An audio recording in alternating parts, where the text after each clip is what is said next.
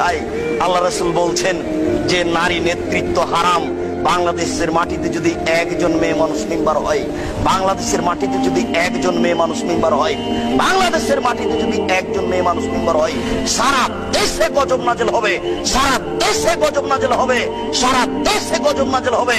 বাংলাদেশ এমন একটা বোকা দেশ, এই দেশের বড় জন নারী, মেজ জন নারী, আরে সেজ জন নারী, 3 জন নারী। এদেশের গজব ঠেকানোর পথ কি হতে পারে? এদেশে গজব নাজেল হচ্ছে, এদেশে গজব নাজেল হচ্ছে, এদেশে গজব নাজেল হচ্ছে। এই 3 নম্বর শ্রেণীর যুবকেরা না বুঝে এসব ছোটাছুটি করছে। গজব ঠেকানোর কোনো পথ নেই। এই মাটির উপরে পুরুষের বেঁচে থাকার সুযোগ নেই, তাদেরকে এখন মাটির নিচে যেতে হবে। নারী নেতৃত্ব কে মেনে নিয়ে কোনোদিন দেশে শান্তি আনা যায় না, এটা অসম্ভব হতে পারে না।